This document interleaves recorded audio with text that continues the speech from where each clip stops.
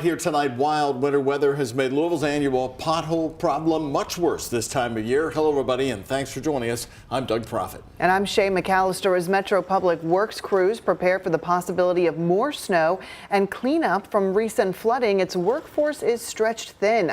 But as our Ian Hardwitt hears, fixing your roads is still a priority.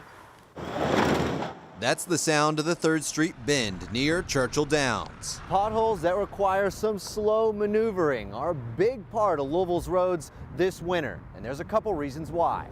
There's salting, scraping, and the sudden rush of water and ice that breaks up the road. Snowfall more than quadrupled from last year to this year, which compounded with recent flooding. It's very bad because of the cold. I live up in the Highlands, and every morning when I come in to work from the Highlands, there's probably 4 or 5 up and down Barcelona Road that are really bad. They'll wreck your front end, they're so bad. And at 12,000 potholes filled in January alone, this year is on track to outpace the annual average of 40,000. So the second reason it feels worse to drive around right now, Metro Public Works crews are still busy with flood cleanup and until recently still had to worry about clearing the roads. Supervisor Nick Rambo told us. You know, I've been here 15 and a half years, and this is definitely one of the worst years as far as potholes and things go. While 6 crews are working on repairs currently, the department's maximum capacity is 15 crews. The longer we see fair weather, the sooner the pothole blitz begins. We've got warm weather coming, which helps us out a lot. There will be a lot of progress in the next 2 weeks. You know, we're trying to prioritize the damaging potholes. They haven't been around long so far, so, I mean, give them a little time, they'll get it fixed. There's a few ways you can report the potholes yourself. Call 311 or use the Metro 311 app. Post on social media with the hashtag pothole502 or submit your complaints through the LouisvilleKY.gov website. Just remember that the Kentucky Transportation Cabinet is responsible for fixing the interstates in Louisville. For them, potholes can be reported through the WHAS navigation app. In Louisville, Ian Hardwitt, WHAS11, on your side. Sadly, more people have died from the latest weather disaster to hit Kentucky. The governor shared that news today. Andy Beshear says more than 300 people are sheltering in parks or hotels, while another 300 are in schools and churches. He also said that every family that lost a loved one would have their funeral expenses taken care of.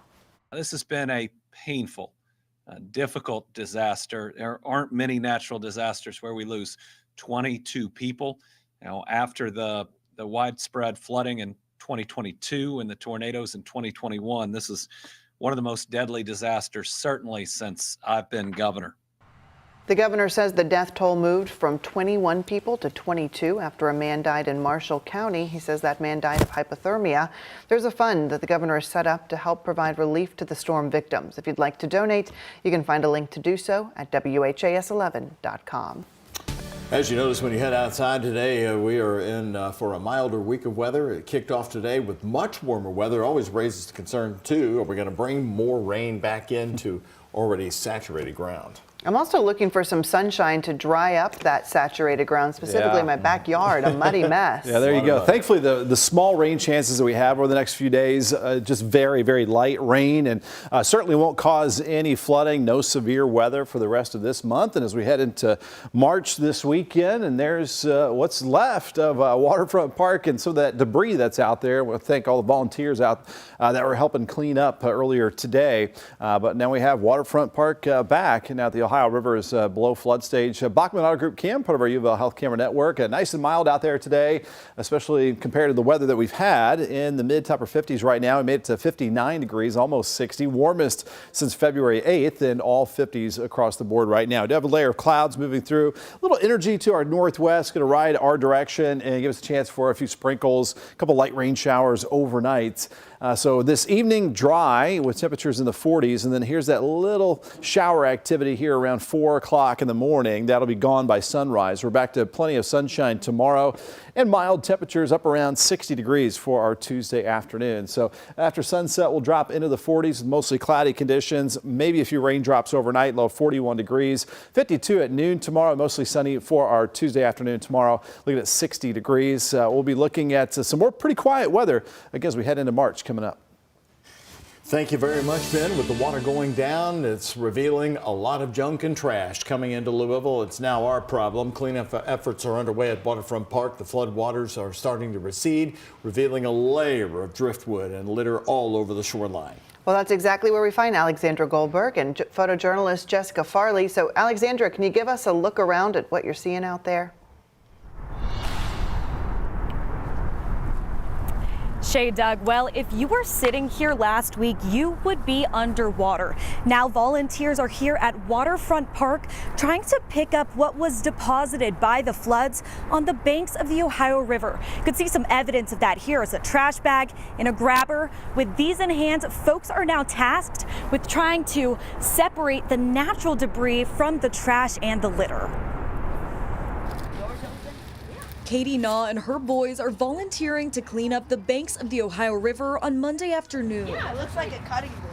Yeah. Every piece of trash you pick up is worth something. Following the deadly floods impacting the entire state, the Ohio River has receded. Now it's spit out driftwood and trash onto Louisville's public parks. Waterfront Park is our city's front door. It's the first thing you see when you drive into the city. It's something that I think our city takes pride in, and they take pride in making sure it looks nice for visitors, for locals, for everyone. David Nichols says maintenance is expected to haul away the natural debris in the coming days. But before then, the cleanup crew is tasked with finding the plastic, styrofoam, and other litter. I grew up in St. Louis when there was a lot of flooding in that area, so I helped do debris cleanup when I was a kid. So it kind of brings back those memories, and want to give my kids that opportunity to help out too. What I see the most of is bottles. Earlier on Monday morning, Whitney Lewis with the nonprofit A Cleaner Kentucky got a head start. On Sunday, the Ohio levels dropped below the flood stage. Now, trash litters the public walkways near the Big 4 bridge. I feel like it's kind of Mother Nature's way of cleaning itself, getting it out of the waterway. Over the years, the environmentalist has picked up 154,000 bags of trash throughout her statewide efforts, but never has she seen anything to this extent.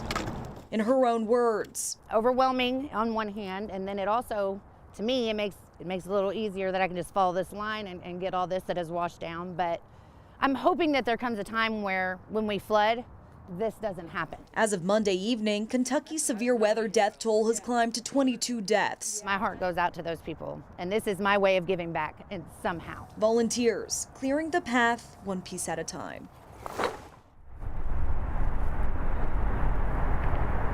Well, if you want to help out in the effort, you can come back with the group tomorrow, who's meeting right here at Waterfront Park at 1 p.m. live at Waterfront Park. Alexandra Goldberg, WHAS11 on your side. Shay, Doug. Right, Alexandra, thank you very much. Well, there is another opportunity. You just heard her mention tomorrow at Waterfront Park from 1 to 4. Waterfront says that you should park in the Wharf Blue parking lot and use the code FEB25 at the park kiosk. Volunteers are encouraged to wear long pants, sturdy closed-toed shoes, and a mask. New today, Dakisha West will not be spending time in prison for her role in the murder of Kyle Elzy. Elzy was killed in 2021 by West's boyfriend, Kevin Thompson. She was an accomplice to the crime.